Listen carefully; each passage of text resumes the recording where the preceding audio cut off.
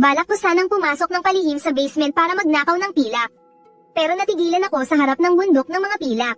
Hindi bababa sa 500,000. Isang ikapitong ranggong opisyal militar lang naman ang ama ko. Paano siya nagkaroon ng ganito kalaking kayamanan?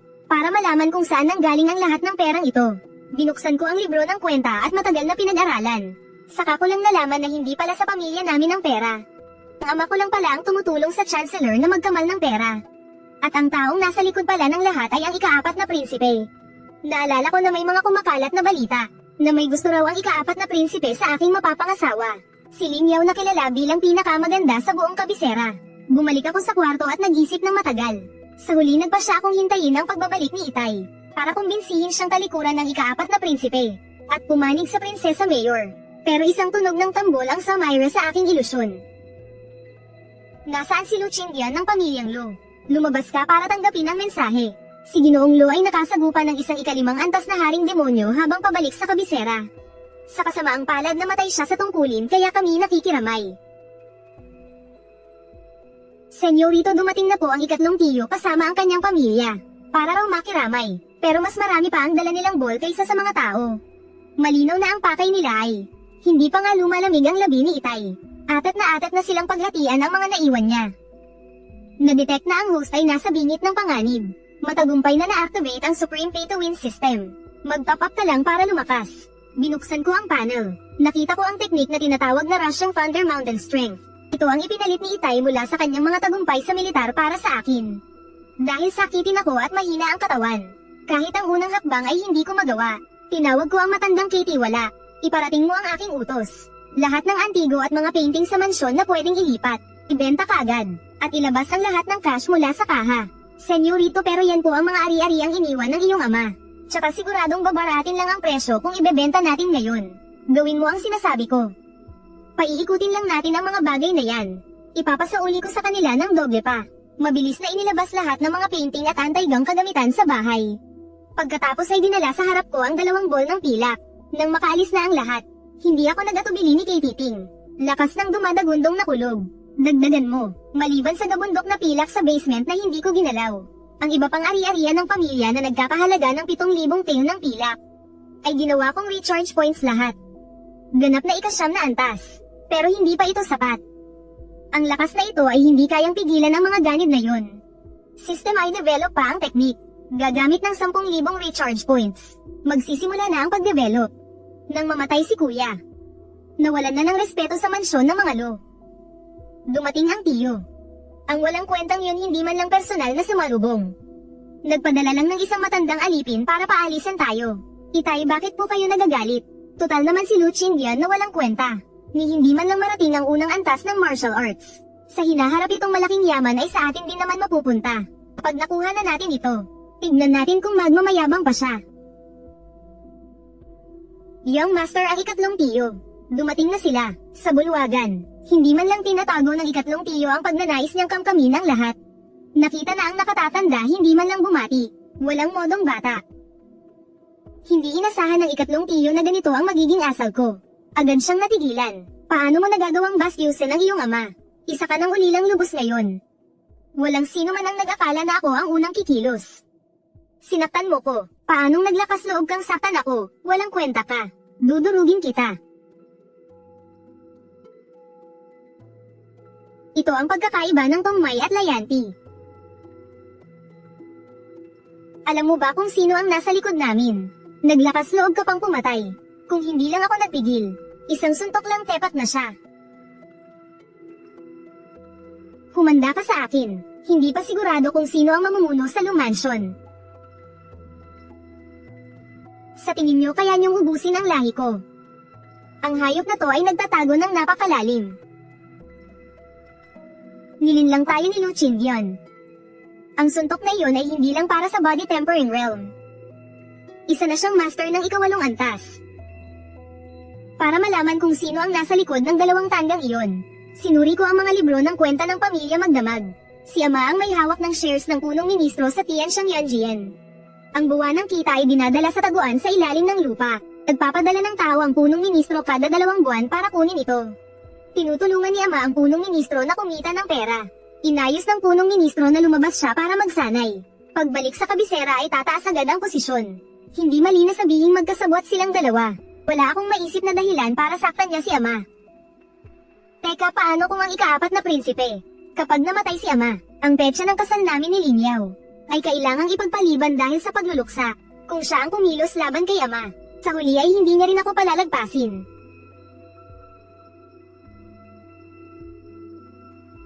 Natuklasan na ang host ay mayroong 600,000 taels ng pilak. Ay recharge ba lahat? Itong lahat ay maruming pera ng ikaapat na prinsipe at ng punong ministro. Kung gagalawin ko ito ay parang nakikipaglaro ako sa apoy. Kung hahayaan ko lang ang perang ito, at hintayang magpadala sila ng tao para kolektahin ito, isa pa rin akong langgam na kahit sino ay pwedeng tapakan. Sa malupit na mundong ito, anging lakas lang ang pinakamahalaga. Ano naman kung pera ito ng ikaapat na prinsipe? System ay recharge mo lahat ng 600,000 taels.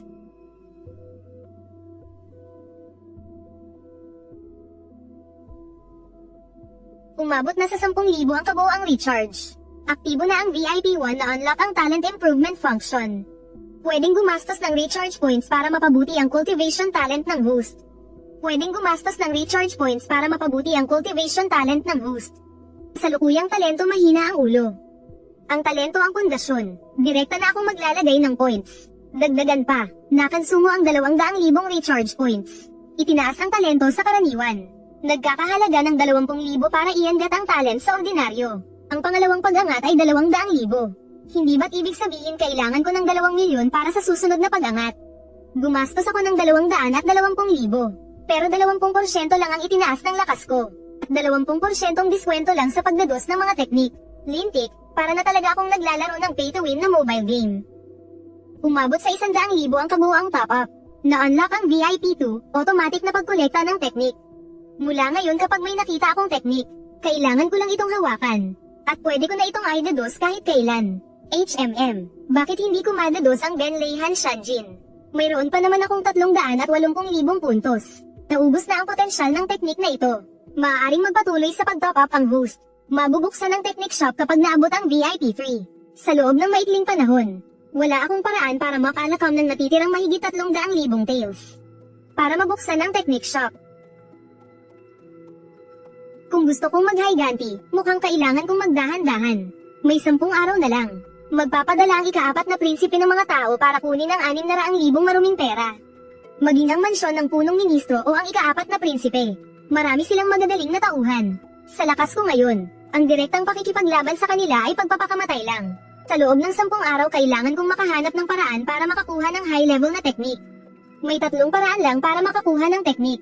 Pagpapalit ng military merit, pagsali sa isang sekta, at pagiging royal advisor. Ang unang dalawa ay nangangailangan ng pag-alis sa kabisera. Hindi nila ako bibigyan ng ganoong pagkakataon. Kung lalapit naman ako sa Crown Prince, baka hindi niya ako tutuhanang protektahan. Hahayaan niya lang akong makipagpatayan sa ikaapat na prinsipe. Ang natitira na lang na may lakas para labanan sila, ay ang Grand Princess na lang. Matagal na siyang nagsasanay sa Taoism. Maraming sekta ang may kaugnayan sa kanya.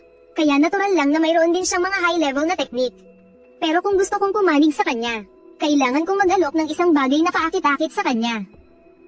Kinaumagahan, pumunta ako sa mansyon ng Grand Princess. Nang malaman nilang ako si Young Master Lu, dinala ako ng isang utusan sa isang training ground. Simple lang ang mga patakaran.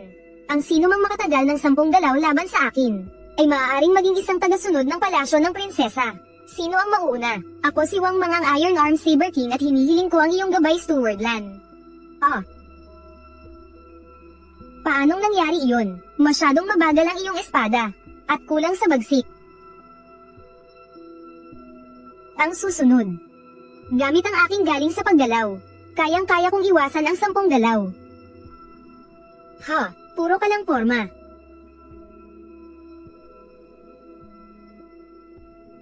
Ikaw na. Ayoko nang lumaban. Young Master Lu, ikaw ang tagapamahala ng Tianxiang Renjian. Bakit ka pa nakikisali sa gulong ito? Kahit na malakas ka, kung magkapantay lang tayo ng antas, hindi mo ako matatalo. Naniniwala ka ba? Hinihimok mo ba akong lumaban? Nasa initial stage ka ng Tungmay Realm. Hindi kita aapihin. Ibababa ko ang aking lakas sa initial stage ng Tungmay. At lalabanan kita sa parehong antas. Basta makatagal ka sa akin ng 5 minuto. Pwede ka pang pumili ng isang teknik mula sa palasyo. At paano kung ako ang manalo? Hahatalunin ako. Haha, kung mananalo ka nga talaga. Dadalhin kita para makita ang Grand Princess. Binibigyan mo ako ng pabor sa antas. Bibigyan din kita ng pabor. Gagamitin ko lang ang aking mga kamao HMP. Mga kamao pala ha. Kung gayon gagamitin ko rin ang aking mga kamao para talunin ka.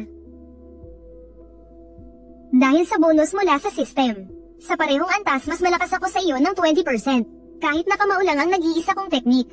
Ito ay naperpekto ng system para sa akin.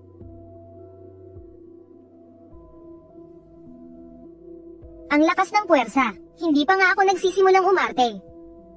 Agad na akong natalo.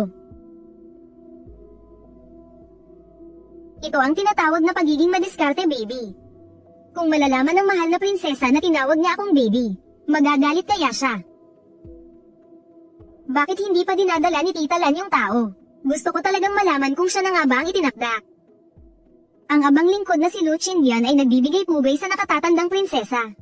Alam mo ba kung bakit gusto kitang makita? Natigilan ako nang marinig ko iyon.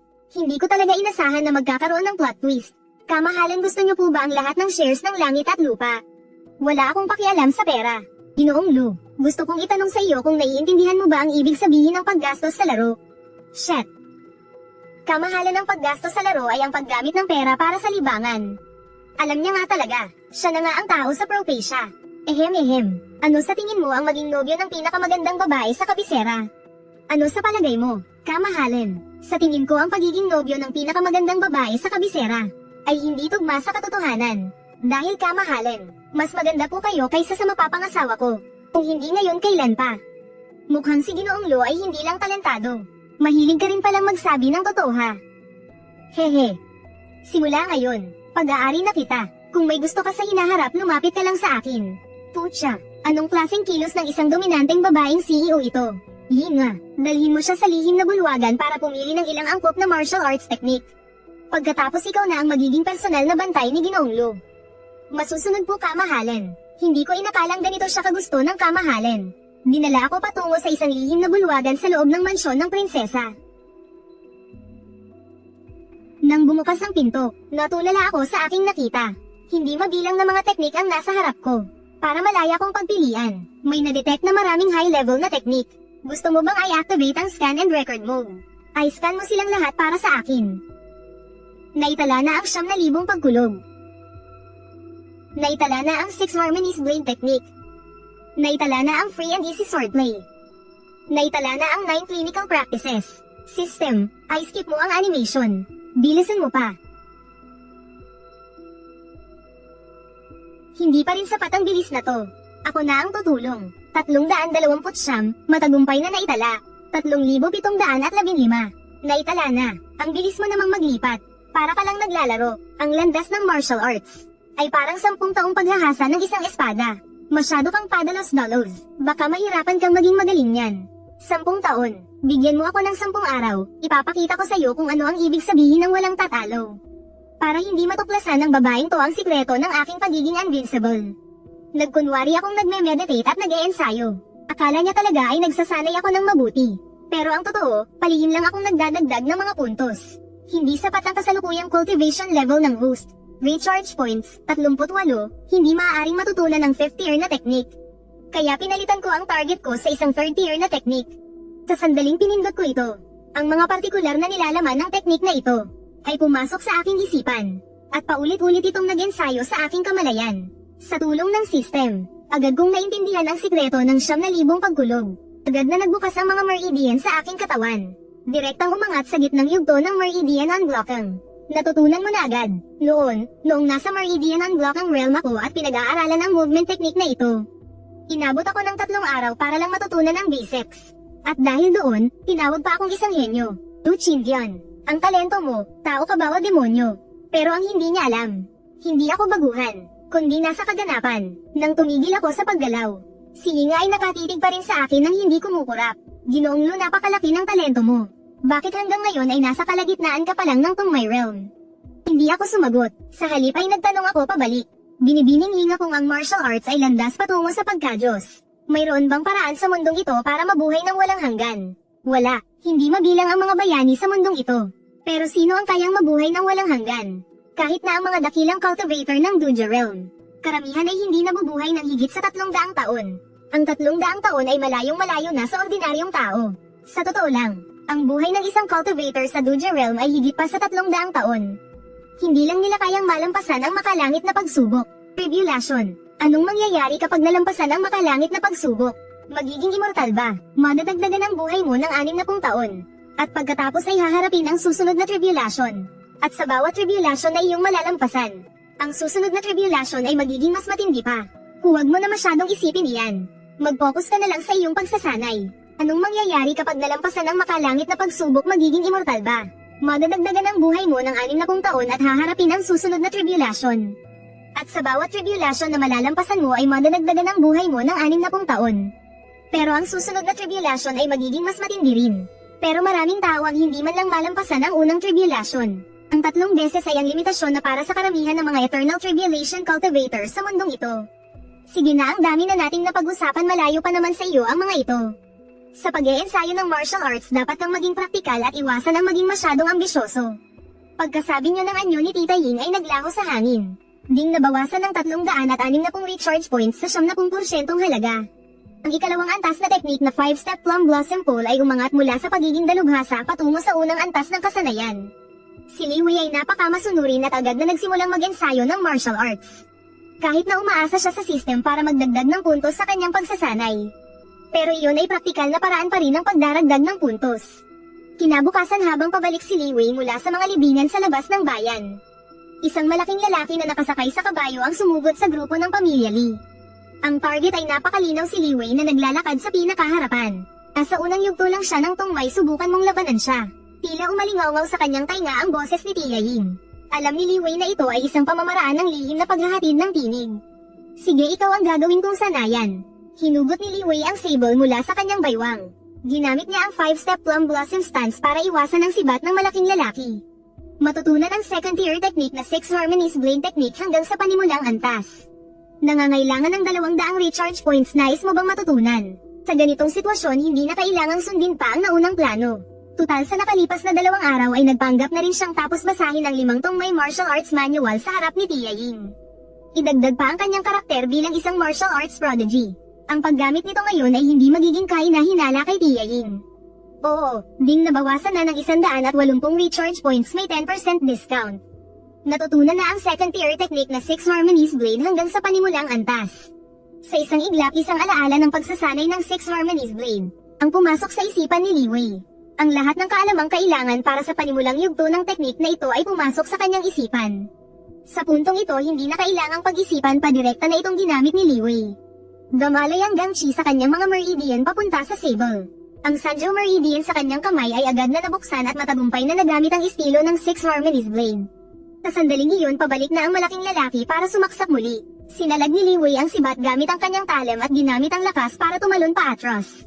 Nagkatitigan ng 2 akmang, susugod na ang malaking lalaki ng bigla. Hamak na miyembro ng Blood Rain Tower, mamatay ka na. Isang kislap ng espada ang sumalamin sa sikat ng araw. At mabilis na lumipad patungo sa malaking lalaki. Isang hiwa sa lalamunan. Agad na natapos ang buhay ng assassin ng Blood Rain Tower. Sa totoo lang, napansin na ni Li Wei kung sino ang umatake. Sila ay isang pares ng dumaraan na mukhang magkapatid sa pagsasanay. Nakita nilang naglalaban si Li Wei at ang assassin ng Blood Rain Tower, pero hindi sila umiwas. Basta na lang silang lumapit ng dir-diretso. Kahit sino ay malalamang hindi pangkaraniwan ang dalawang ito. Ngunit dahil naglalaban ang dalawa ay hindi nila maiiwasan ang magkapatid na ito. Mayroon namang Tia Ying si Li Wei bilang reserba, kaya wala siyang pakialam. At ang assassin naman ang minalas. Maraming salamat sa iyong tulong, Ginoo. Kahit hindi niya kailangan, tinulungan pa rin siya. Magalang na yumukod si Li Wei para magpasalamat. Trabaho ng lahat na puksain ang mga alagad ng kasamaan. Sa unang salita pa lang halata ng veteranong bayani. Kayo bang dalawa ay galing sa ibang lugar at may sadya sa kabisera? Marahil ay wala pa kayong natutuluyan. Bakit hindi kayo sa aking tahanan muna magpahinga ng ilang araw? Nagkatinginan ng lalaki at babae at tumango ang babae. Kung gayon, maraming salamat sa paanyaya, mabilis na sumang-ayon ang lalaki. At ganoon na nga, ang magkapatid na disipulo ay sumama sa grupo ng pamilya Li pabalik sa mansyon ng Li. Sa magkapatid na disipulo, ang pangalan ng nakakatanda ay Zhuo Fenggun, isang martial artist sa Qihai Realm. Ang nakababata naman ay si Du Chen, isang martial artist sa Tungmay Realm. Galing sila sa Kunlun Sect. Ang mga nasa itaas ng Spirit Bridge ay tinatawag na cultivator, habang ang mga nasa ibaba ay martial artist. Hanggat hindi nakakatawid sa Spirit Bridge, mortal ka pa rin, at itong si Zuo Fengon. Ang layunin niya sa pagpunta sa kabisera ng Dali ay maghanap ng pagkakataong makalagpas sa Spirit Bridge. Inayos niya na manatili ang dalawang disipulo ng Kunlun Sect sa magkatabing silid panauhin. Bumalik si Li Wei sa kanyang pag-aaralan at tinawag si Tio Shu. Kinuha niya ang libro ng mga ari-arian na inayos noon ni Tio Shu. Muli niya itong binasa at saka kumatok sa mesa gamit ang kanyang hintuturo. Matapos mag-isip sandali, gumawa siya ng desisyon. Maliban sa bookstore na Wenhua Pavilion at sa Madame Zhu's Rude Shop. Pati na rin sa restaurant na Jewishan, ang lahat ng iba pang tindahan ay ibenta na. Pati na rin ang kasino, masyadong magulo ang lugar na iyon. Nitong mga nakaraang araw, maraming beses nang nagkagulo doon. At tayo pa ang laging nalulugi para ayusin ang lahat. Itigil na rin natin ang pautang na may malaking tubo. Maraming nakamasid sa pamilya Ling ngayon. Ang ganitong klaseng maruming negosyo, tulad ng sagalan, ay mahirap ipagpatuloy kapag may gustong sumire sa atin. Kung may hindi magbayad at gumawa ng gulo, mahirap itong ayusin, baka makasuhan pa tayo. Alam ni Li Wei na nasa likod niya si Princess Yuzhen. Hindi naman sa hindi niya kayang ipagpatuloy ang mga negosyong ito. Pero para sa kanya, hindi na ito kailangan. Kaya titingin niya lang, sa mga negosyong ito, 2-3 lang ang kumikita. Ay ilan pa na napakaliit lang ng kinikita. Dahil ba sa maling pamamalakad o may nagnanakaw sa kaban? Masyadong malawak ang sakop, mahirap pamahalaan. Ang mga ilegal na negosyo ay mas lalong magulo at immoral. Palaging kailangang humingi ng tulong sa mga gangster, madaling masetap ng iba. Kung ang isang henyong tulad niya ay hindi ma-assassinate, at sa halip ay makasuhan at makulong, mawawala ang lahat ng kanyang karangalan sa harap ng prinsesa. Yung 3 negosyong itinira niya ay maayos pa naman ang takbo sa ngayon. At ang mga namamahala ay mga pinagkakatiwala ang matatandang tauhan. Ang pinakamahalaga sa lahat, para sa 3 negosyong ito, mayroon siyang mga ideya kung paano ito palalaguin. Ang bookstore ay nasa publishing industry, balak ni Li Wei na gumawa ng Dali Weekly. Ilalagay niya roon ang listahan ng pinakamagagaling na eksperto sa Dali at listahan ng pinakamagagandang babae sa Dali. At mga balita tungkol sa malalaki at maliliit na kaganapan sa mundo ng martial arts. Siguradong magdudulot ng gulo ang mga listahang ito. Pero ito ay isang lehitimong industriya. Pwede niyang hayagang hilingin kay Long Bilin na mamuhunan. Sa suporta ni Prinsesa Yuzhen mukhang hindi magkakaroon ng malaking problema. Ang tindahan ng pampaganda ay para sa mga babae kaya pwedeng mag-alok ng mga pabango. At iba pang karagdagang negosyo tulad ng Ling Erie. Mamaya ay magbibigay ng ideya at hahanap ng sapatero at manghahabi para i-develop ito. Maaari ring magbenta ng mga bagong bagay tulad ng silk stockings at high heels. Pwede kong gawing brand si Shuniangzi. Ang huli ay ang restaurant na nasa industriya ng pagkain. Ang pangunahing bentahin na ibinigay ni Li Wei bukod sa mga pagkain mula sa dati niyang buhay ay ang highly distilled na alak. Ang pagdama na sa industriya ng pagkain sa Dali ay hindi dapat maging problema. Matapos planuhin ang lahat mag-isang pumunta si Li Wei sa Wenhai Pavilion. Habang si Tio Shu naman ay dinala ang accountant para ibenta ang mga ari-ariang iyon. Ang pahayagan na ito ang pinaka-kritikal at pinaka-importante. Dahil ang pagkontrol sa opinyon ng publiko ay pagkontrol sa isipan. At kapag naitatag na ang pahayagan, maaari rin itong gamitin para i-promote ang Shuniangzi at Jui Zuan. Sa syudad sa umaga mayroong si Tita Ying na lihim na nagpoprotekta sa kanya. Hindi gaanong takot si Li Wei na tambangan. Yung assassin mula sa Blood Rain Tower na nakilala niya dati. Hindi mahirap hulaan kung sino ang nagutos nito. Ang pamilya ng pangalawa niyang tiyo ay siguradong magulo ngayon at walang panahon para dito. Kung ang Crown Prince o ang Chancellor mismo ang direktang kumilos, ang darating ay hindi lang basta isang hamak na nasa Tungmay Realm. Palamang na ang pangatlo niyang tiyo ang nagayos nito.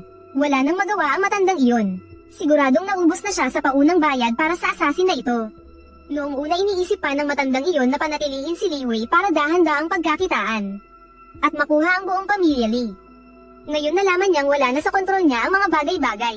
Bawat top-up sa Tianxian ay nagbibigay ng puntos na pwedeng ipasa. Sa bawat Tianxian mas mabuti pang umupa ng assassin para pumatay sa upgrade system. Pagkatapos ng insidenteng ito si Li Wei sa kanyang pangatlong tiyo na si Liang Xing ay mayroon ng balak na pumatay sa kanyang puso. Sa ngayon huwag muna nating pag-usapan kung paano mapapatay ni Li Wei si Liang Xing nang walang nakakaalam. Para maiwasang masabihang walang utang na loob sa sariling pamilya. Pag-aralan ng cultivation technique para makakuha ng 20% diskwento. Habang unti-unting nabibigo ang mga kamag-anak na ito. Ang panig ng Crown Prince ay tiyak na gugustuhin patayin siya sa lalong madaling panahon. Para sa Crown Prince, si Li Wei ay mula sa isang langgam na madaling durugin ay naging isang bahagyang mas malaking pusa o aso na lang. Pero ayon kay Tia Ying ang kakayahan sa intelligence ng kampo ng Crown Prince ay halos wala.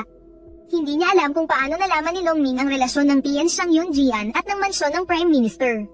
Maaaring pinatay lang talaga ni Long Ming ang ama ni Lee para lang mangagaw ng babae. Sa madaling salita, malamang hindi pa alam ni Long Ming na ang pasang ito ay nakakapit na sa isang mayamang babae. Pagdating naman sa mansyon ng Prime Minister, dekalibre ang kanilang kakayahan sa intelligence. Maaaring may especially iya pa nga ang Prime Minister sa loob mismo ng mansyon ng prinsesa.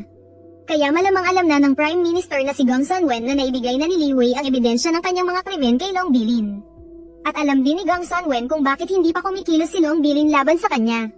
Ang kailangan niyang gawin ngayon ay direktang alisin si Long Bilin, sa halip na tugisin ng isang hamak na nasa mababang antas. Sa ganitong sitwasyon, mas lumiit ang banta na patahimikin ako ng mansyon ng Prime Minister.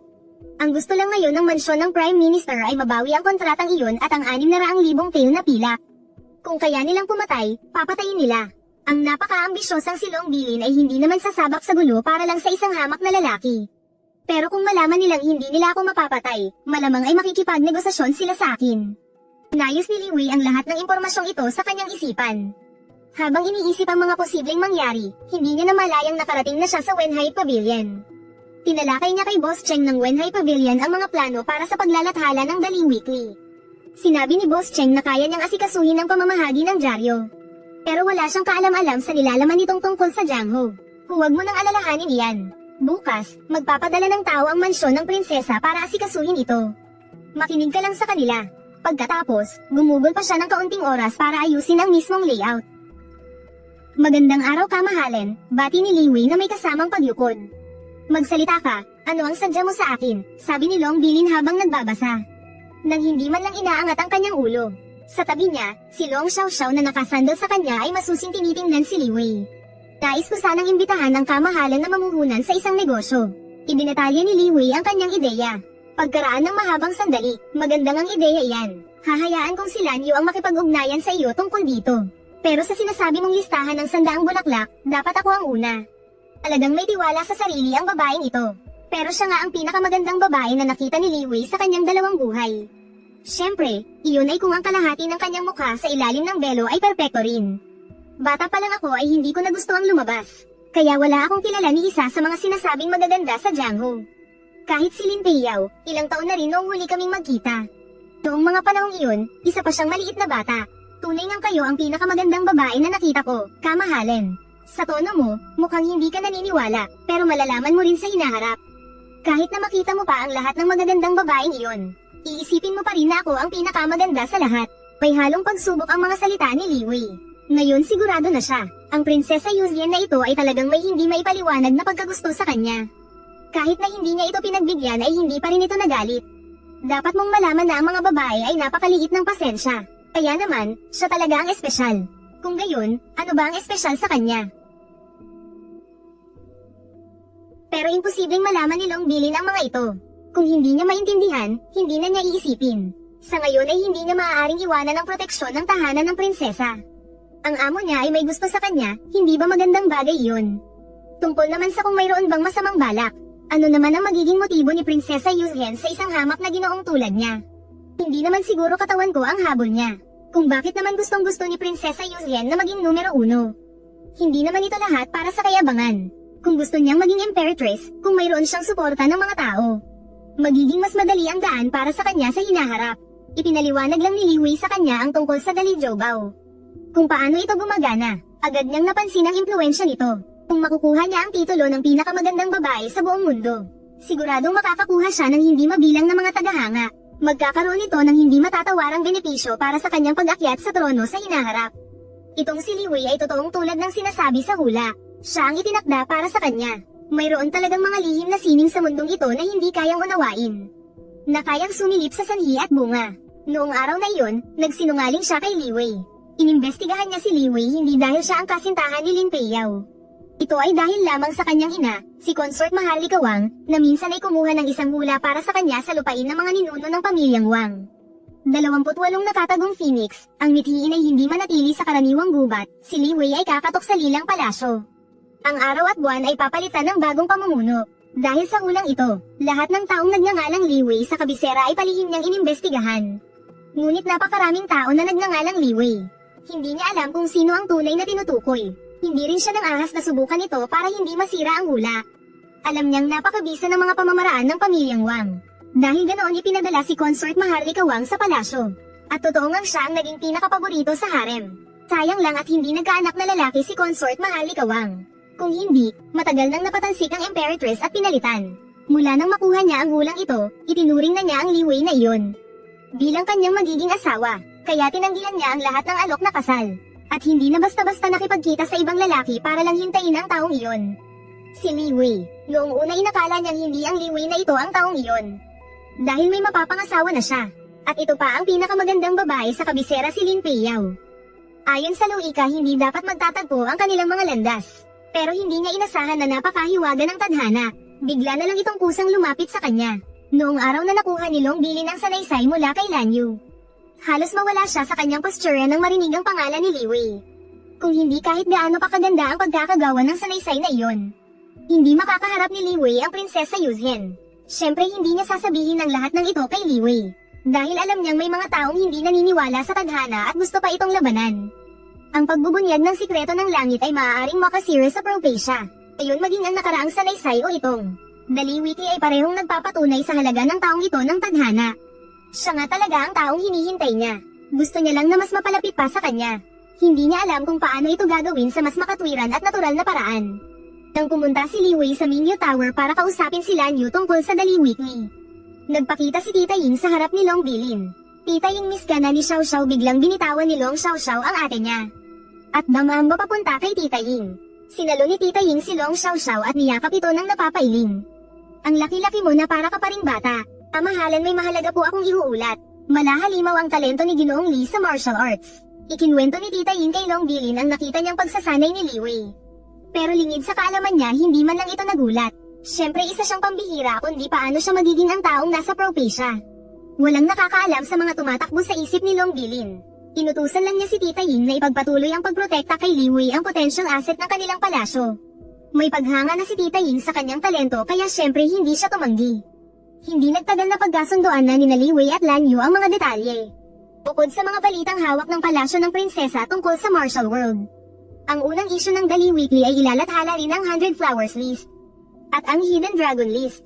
Ang saklaw ng pagpili ay hindi lang sa dali. Kasama rin ang mga dilag at talentadong kabataan ng Great Way. Dahil ang gustong makuha ni Long Bilin ay hindi lang ang dali, kundi ang buong mundo. Kaya gusto niyang sumikat ang Dali Weekly hindi lang sa loob ng dali. Sa unang yugto ng tungmay, kailangan ding palawakin ang impluensya sa Great Way. Ito ay marahil isang uri ng cultural invasion at pagkontrol sa diskurso. Matapos ayusin ang bagay na ito bumalik si Li Wei sa Li Mansion. Mayroon pang 2 bisita sa bahay na kailangang asikasuhin. Sa gabi naghanda ng salo-salo ang pamilya Li. Dahil kara-rating lang ng kamatayan ni Li ang buo at kahapon lang inilibing. Kaya hindi rin angkop na maging magarbo ang handaan. Ang 2 disipulong ito mula sa Kunlun sect ay walang ipinakitang anumang sama ng loob. Taglay nila ang kilos ng mga disipulo mula sa isang dakilang sekta. Naparito ba kayong 2 sa kabisera para magsanay? Tama hindi lang para sa martial arts breakthrough ang pag-alis ng senior brother ko sa bundok. Kundi para na rin itaguyod ang katarungan seryosong sabi ni Do Chen Chen. Pagkatapos ay ikinwento niya ang kanilang paglalakbay. Ang mga naranasan nilang magkapatid sa Jianghu. May mga pagkakataong natutulog sila sa labas pumapatay ng mga demonyo at nakasalamuha rin ang mga mapanlinlang na puso ng tao. Mga sabuatan at labanan ng talino. Sa madaling salita ito ay isang napakagandang paglalakbay. At halata na mahal niya ang kanyang senior brother na si Zhuo Fenggan. Sa tuwing nababanggit niya ang kanyang senior brother, ang kanyang mga salita ay palaging nagiging mas matamis at masigla. Sayang lang dahil itong si Zhuo Fenggan ay mukhang isang seryosong lalaki na walang karomansa-romansa. Habang nakikinig sa kanyang junior sister na nagkukwento ng kanilang mahahalagang alaala ay wala siyang ipinakitang kahit kititing na emosyon. Sa hapunan ay tahimik lang siyang kumakain at umiinom. Paminsan-minsan ay sumasagot lang sa tanong ng kanyang junior sister na senior brother tama ba. Nang matapos ang kainan bumalik na ang lahat para magpahinga. Pansamantalang nagdagdag ng punto si Li Wei sa Leo Saber ngayong araw. Pero hindi nito naapektuhan ang pagpapatuloy niya sa pag-level up para sorpresahin si Ying Yi. Ding nabawasan ng 720 top-up points na may 10% diskwento.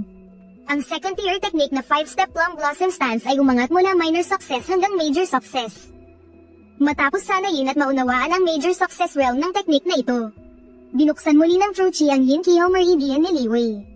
Dagdag pa ang Han Xiaoyang Sanzhou Meridian na binuksan ng 100 Day Liu Blade.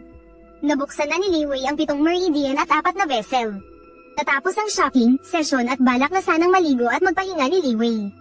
Handa na ang acupuncture na sinabi mo noon para ayusin ang iyong pundasyon. Simulan na natin ngayon, sabi ni Yingyi nang siya ay magpakita. Hula ni Li Wei ay noong nasa Princess's Mansion siya. Naglaan ng oras si Yingyi para kunin ang mga halamang gamot at silver needles. Sa ibang pagkakataon hindi siya nangangahas na iwan si Li Wei ng matagal. Huwag na nating pag-usapan ng iba yun na lang yung Master Zuo na iniuwi ni Li Wei ngayon. Nasa peak ng Cheesy Realm ang kanyang cultivation. Magiging napakadali para sa kanya na patayin si Li Wei. Siyempre kahit na isa siyang Linkyo cultivator, hindi niya matutuklasan ang presensya ni Yingyi. Tita Ying, maaari mo bang sabihin sa akin ang iyong pangalan? Tanong ni Li Wei habang pinagmamasdan ng malambot na kamay ni Tita Ying na naghahanda ng herbal bath. Sumagot ang magandang si Xiao Shuying nang walang pag-aalinlangan. Napakaganda ni Tita Ying, siguradong marami kang tagahanga. Tinitigan ni Li Wei ang kanyang likod na may kaakit-akit na kurba. Kinakabahan siyang naghintay ng sagot sa kanyang isipan. Sa totoo lang mabait sa kanya si Long Bilin. Pero mas nararamdaman niya ito bilang paghanga ng isang pinuno sa kanyang nasasakupan. Kahit na hindi naman ito ang totoong nararamdaman ni Long Bilin. Pero iyon ang naging unang impresyon ni Li Wei. Ngunit ang pakiramdam na ibinibigay sa kanya ni Tita Ying Xiao Shuying ay ibang-iba. Ang pakiramdam na ibinibigay ni Xiao Shuying ay parang sa isang mapagmahal na nakatatanda. Pero ang pagmamahal na ito ay tila nag-iba na ng anyo. Mula pa sa simula ay masyado nang malapit ang kanilang interaksyon. Para itong isang likas na pagkakatugma. Katulad ng kung paano natural na magkatugma ang matambok at malukong. Pakiramdam niya ay likas silang magkatugma ni Xiao Shuying. Kaya sigurado siyang gusto niyang makuha ang mabait na titang ito. Tungkol naman sa kasunduan sa kasal nila ni Lin Peiyao. Una sa lahat pinapayagan sa mundong ito na magkaroon ng lalaki ng maraming asawa. Pangalawa, hindi pa niya nakikita ang malaki ng si Lin Peiyao. Pero para kay Xiao Shuying sigurado na siya sa nararamdaman niya. Sa pangkalahatan nasa yugto siya ng pag-ibig na siya lang ang nakakaramdam. Dahil nararamdaman niyang itinuturing lang siya ni Xiao Shuying bilang isang nakababata. Imposibleng aminin niya na nag-iba na ang uri ng pagmamahal na ito. Puro mga manliligaw lang iyon at kakaunti na lang din ang mga taong nakakakita sa akin ngayon. Karamihan sa mga nakakita sa akin ay patay na. Handa na pumasok ka na, tumayo ng tuwid si Xiao Shuying. Habang kinakawayan si Li Wei. Nang makuha ang kasiya siyang sagot, masayang hinubad ni Li Wei ang kanyang mga damit. Isang salawal na lang ang natira. Napatingin sa ibang direksyon si Xiao Shuying dahil sa matipuno niyang katawan. Pero nang maisip niyang itinuturing na niya itong nakababata, tiningnan niya ulit ito nang walang pag-aalinlangan. Maganda ang pag-eehersisyo mo, matipuno. Nagkomento siya na parang isang veterana. Hindi na nagsayang ng oras si Li Wei at pumasok sa batya. Hinayaan niyang ibabad ang kanyang katawan sa likidong gamot. Wala pang 15 minutos ay nakaramdam na siya ng kirot sa kanyang balat. Tumayo ka, utos ni Xiao Shuying. Pagkatapos sa isang iglap ay napuno niya ng mga karayom na pilak ang katawan ni Li Wei. Ngayon dahan-daang umupo ka at mag-ingat na huwag matamaan ang mga karayom. Sumunod si Li Wei dahil wala namang nakatusok na karayom sa puwit niya. Kaya hindi naging mahirap ang hakbang na ito. Pagkaraan ng ilang sandali, naramdaman ni Li Wei ang di mabilang na nakakapasong bisa ng gamot na pumasok sa kanyang katawan sa pamamagitan ng mga karayom na pilak. Parang nasusunog sa sakit ang buong katawan niya. Magtiis ka, naawa si Xiao Shuying nang makita siyang basang-basa ng pawis. Pagkalipas ng halos isang oras, medyo lumamig na ang tubig na may gamot. Doon lang natapos ang medicinal bath. Nang tanggalin ni Xiao Shuying ang mga karayom na pilak, agad na hinimitay si Li Wei. Sobrang sakit talaga, sa sobrang sakit ay halos mawala siya sa sarili. Kinaumagahan ng magising si Li Wei. Napansin niyang malinis na ang kanyang katawan. Walang naiwang bakas ng medicinal bath at napalitan na rin ang kanyang salawal. Ngunit inutusan niya ang mga alila kagabi na huwag lumapit. Bukod sa kanya, si Xiao Shuying lang ang naririto. Iwinaglit ni Li Wei ang mga romantikong naiisip at bumangon para mag-ayos. Pagdating niya sa bulwagan, nalaman niyang maagang umalis ang magkapatid sa pagsasanay. Marahil ay mayroon din silang sariling mga bagay na kailangang gawin. Kahit si Xiao Shuying na kanyang personal na bodyguard ay may mga pagkakataong wala sa kanyang tabi araw-araw. Para gawin ang sarili niyang mga bagay. Halimbawa, gusto niyang maligo sa umaga. Ngunit hindi siya lumalayo ng gusto. Para masigurong nasa loob si Li Wei ng saklaw ng kanyang alertong pandama. Alam ni Li Wei na kasalukuyang naliligo si Xiao Shuying. Kaya sinamantala niya ang pagkakataon para gawin ang mga bagay na hindi dapat nito malaman. Pumunta siya sa vault ng Li Manor. Nasa vault ang pilak na nakuha niya kahapon mula sa pagpabenta kay Tio Sho ng mga tindahan at pasugalan. Nag-iwan lang siya ng ilang libong taels para sa pang-araw-araw na gastusin ng Li Manor at puhunan sa negosyo sa hinaharap. Ang natira ay dinala lahat sa loob. Natukoy na ang host ay kasalukuyang may 220,000 taels ng pilak. Nais mo bang i-recharge lahat? Oo, kasalukuyang recharge points ay 800 at 1,580. Habang dumarami ang kanyang recharge points, lalong tumataas ang kanyang kumpiyansa. Sa pambihirang mundong ito kung saan pinahahalagahan ang martial arts, ang pag-asa kay Prinsesa Yuzhen. ay hindi hamak na mas mababa kaysa sa pag-asa sa sariling lakas. Ang pagiging palamunin ay isang pansamantalang solusyon lamang. Sa madaling salita, pinatibay niya ang kanyang paninindigan at lumabas ng vault. Dahil wala namang gagawin ngayong araw, nagpa siya si Li Wei na subukang mag-distill muna ng puting alak. Dahil kakailanganin din niya ng alkohol bilang solvent para sa pabango sa hinaharap. Inutusan niya ang mga kasambahay na bumili ng maraming steamer at kagamitang gawa sa luwad na kakailanganin niya. Gumuhit din siya ng sketch para magpagawa sa mga artesano ng iba pang kagamitang kakailanganin. At sinimulan na ni Li Wei ang paggawa ng rice wine. Mayroon ng kumpletong kagamitan at pamamaraan sa paggawa ng rice wine sa mundong ito. Pati ang yeast starter ay subok na. Humanap na lang si Li Wei ng isang master sa paggawa ng alak kaya hindi na niya kailangan gawin ito mismo. Pagsapit ng hapon, habang abala sa kanyang biological experiment si Li Wei ay nakatanggap siya ng balita. Patay na ang ikalawang tiyo ni Li Wei na si Li Anshen. Kahit na ayaw niya sa tiyo niyang iyon ay malapit pa rin niya itong kamag-anak. Kaya hindi maaaring magsawalang kibo si Li Wei at nagpunta siya sa lugar ng pinangyarihan. Ang bangkay ni Li Anshen ay nakahandusay sa labas ng Leifu Inn. Pinagtitinginan at pinag-uusapan ito ng mga dumadaang tao. Nakita ni Li Wei ang pamilya ng kanyang ikalawang tiyo maliban kay Li Ji. Naroon lahat sa lugar. Dumating na rin ang mga pulis sa pinangyarihan. Kinakausap nila ang galit na ikatlong tiya. Ang asawa ni Li Ji ay puno rin ng galit. Samantalang ang kerida ng kanyang tiyo ay nanginginig sa takot. At ang bunsong anak na si Lilay ay mukhang tulala. At paminsan-minsan ay nagpapakita ng sakit na nararamdaman. Kalalapit pa lang ni Li Wei nang marinig niya ang ikatlong tiya na nagsusumbong sa pulis. Inakit ng hitad na iyan ang kalaguyo niya at nahuli sila ng aking asawa. Pagkatapos ay nakipagsabuatan siya sa lalaki niya para patayin ang aking asawa. Hinahabol na ng panganay kong anak ang lalaking iyon kaya wala siya rito. Bahagyang nagulat si Li Wei. Una hindi niya inasahan na aabot sa patayan ng mag-ama dahil lang sa isang kerida. Pangalawa halatang halata na binabaluktot ng ikatlong tiya ang mga pangyayari. Anong kalaguyo ang sinasabi niya o mas tamang sabihin? Na ang kalaguyo ay ang sarili niyang anak na si Li Ji. Nang makita nilang papalapit si Li Wei, naging alanganin ang ekspresyon ng pamilya ng kanyang ikalawang tiyo. Ang orihinal nilang plano sa pagpunta sa kabisera ay para ututan si Li Wei. Hindi nila inasahan na mangyayari ang ganitong gulo. Kayong patay na si Li Anshan at tumakas naman si Li Ji. Sila ay nawalan na ng pangunahing sandigan. Hindi nila alam kung paano haharapin si Li Wei. Sigurado ka bang kasabwat mo ang kalaguyo mo sa pagpatay sa aking tiyo? Tanong ni Li Wei habang nakatingin sa kerida. Agad kinabahan ang ikatlong tiya habang ang hipag naman niya ay nagpakita ng puot. Nagatubili namang magsalita si Lilay. Oo, hindi ako naging matapat, inakit ko ang kalaguyo ko at pinatay ang amo. Ano ang pangalan ng kalaguyo mo, ano ang itsura niya at anong mga katangian niya? Profesional na tanong ng pulis sa tabi. Hindi ko alam ang pangalan niya pero ang taas niya ay nasa 5 talampakan at 5 pulgada. May makapal siyang balbas at manipis na ang buhok. Detalyadong inilarawan ng kerida, na para bang totoong may ganoong tao. Alam ni Li Wei na ito ay testimonya na itinuro sa kanya ng ikatlong tiya at ni Li Ji. Pero bakit ganito na lang kasunod sa year ng babaeng ito?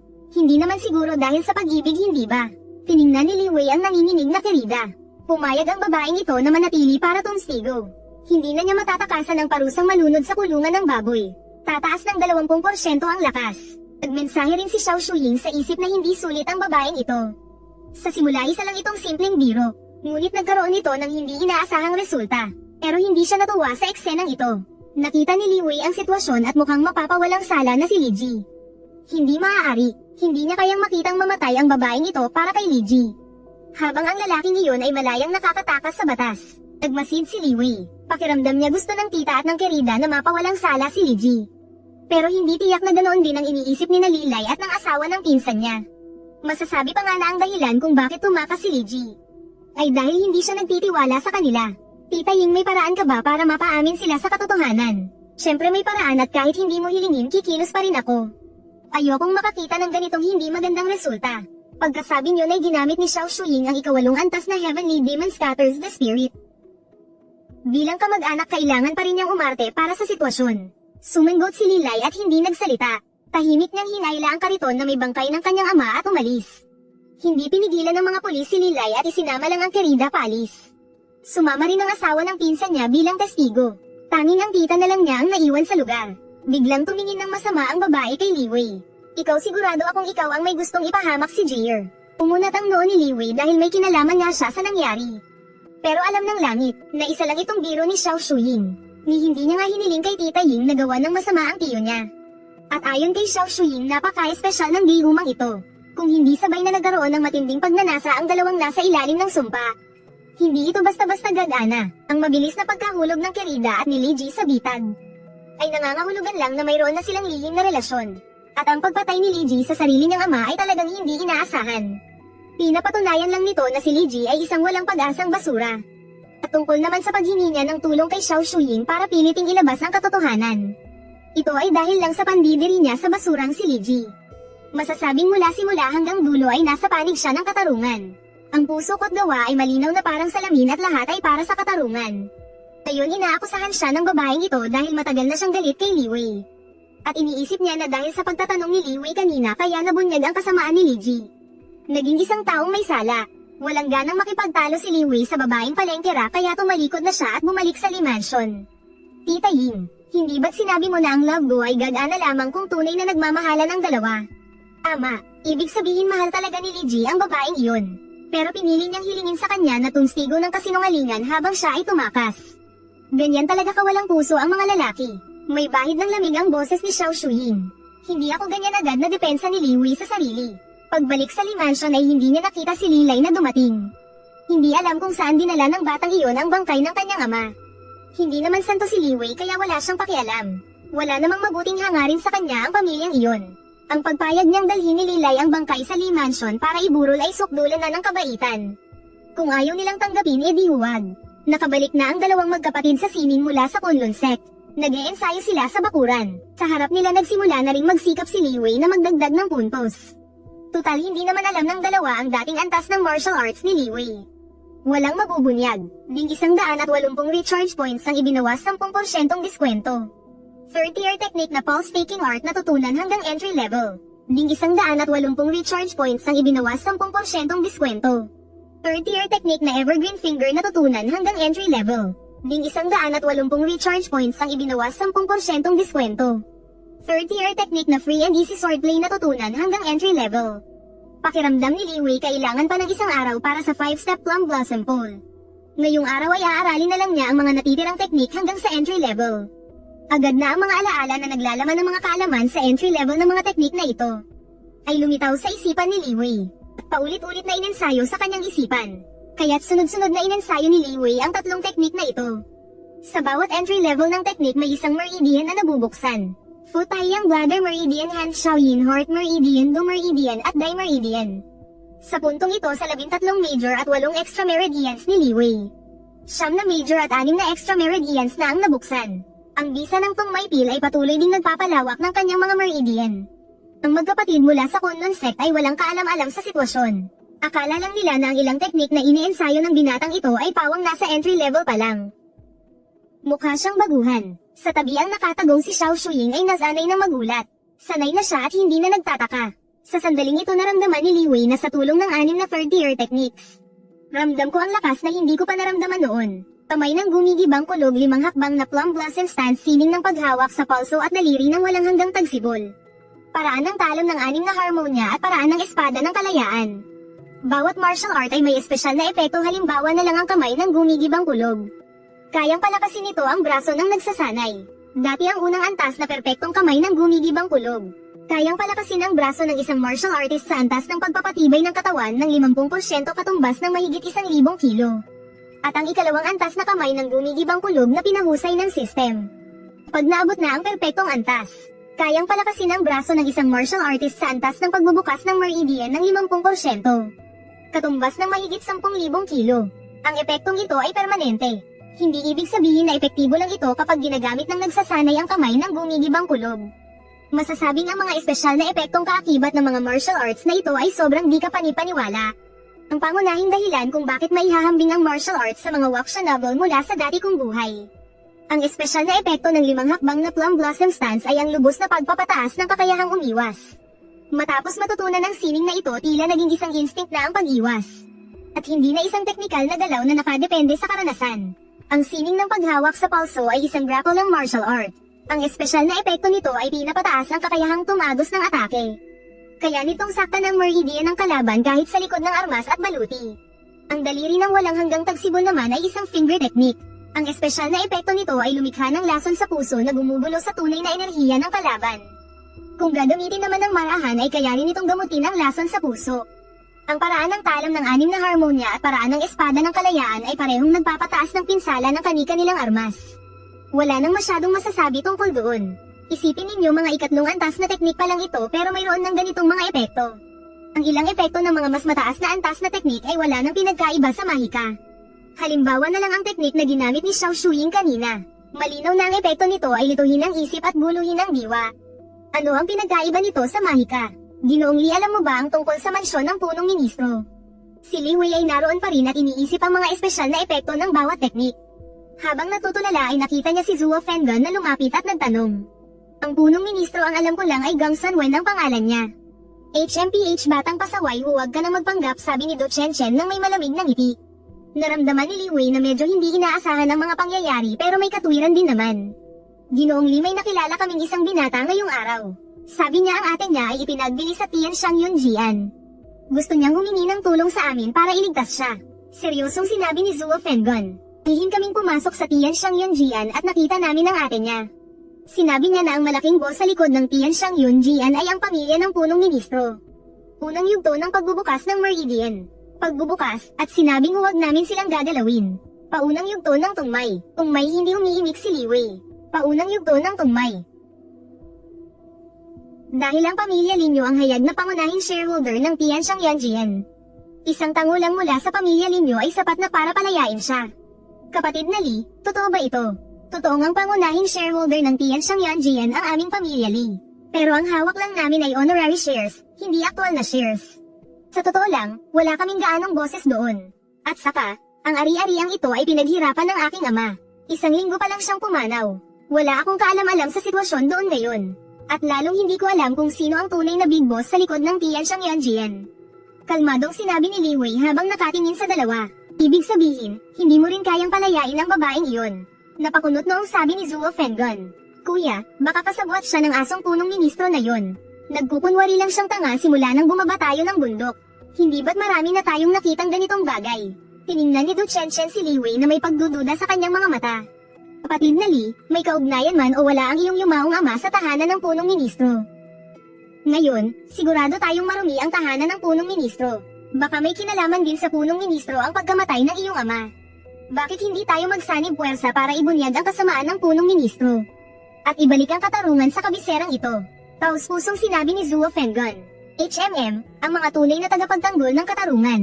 Sa isang iglap, isang kislap ng espada ang biglang sumugod mula sa kanan. Papatagos na sana ang espada kay Li Wei. At manghaharinjan na ni Zuo Fenggan ang kislap ng espada. Nang biglang natigilan sa ere ang anino. Para bang nakulong ang espasyo sa paligid niya. Pagkatapos, ang buo niyang katawan ay napisa, nabago ang anyo, at nadurog ang mga buto. Nalaglag siya mula sa ere. Patay na. Natulala si Zuo Fenggan, hindi ganito dapat ang mangyari. Isang kihai martial artist ang basta nalang namatay, paano ko to ipapaliwanag sa taong iyon? Bahala na, hindi maiiwasan ang sakripisyo para sa katarungan.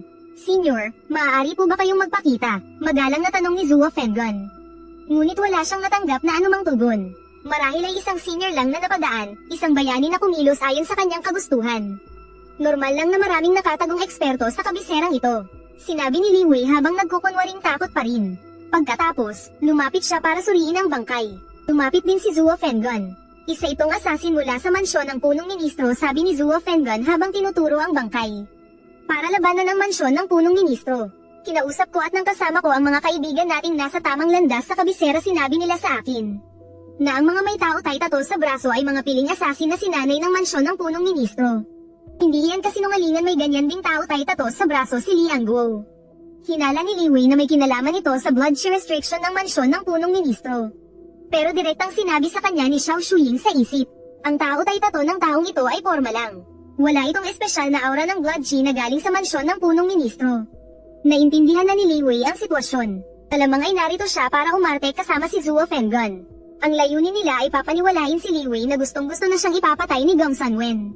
Dahil sa galit at takot, malaki ang tsansang ilalabas ni Li Wei ang ebidensya laban sa mansyon ng punong ministro. At sasama kay Zuo Fenggan sa pagpapabagsak sa punong ministro. Pero ang lahat ng ito ay nakasalalay sa pag-aakalang si Li Wei ay isa pa ring ordinaryong binata na may kaunting kaalaman lang sa martial arts. Mukhang hindi talaga nalaman ng prinsipe ang tungkol sa pakikipag-ugnayan ko sa mansyon ng prinsesa. Nakakabaliw isipin lalo't 2 beses na siyang pumunta sa mansyon ng prinsesa. Kapatid na Lee, kahit sinuwerte ka ngayon, at iniligtas ng isang senior na napadaan, malinaw na talagang gusto ka nang ipapatay ng mansyon ng punong ministro. Ang pamilya niyo bang Lee ay may hawak na ebidensya laban sa mansyon ng punong ministro? Nagkunwaring nag-aalalang tanong ni Zuo Fengon. Wala, at kahit mayroon man siguro ay dala na ng aking ama. Nawala na iyon sa nangyaring pag-atake. Walang pag-aalinlang ang sagot ni Li Wei.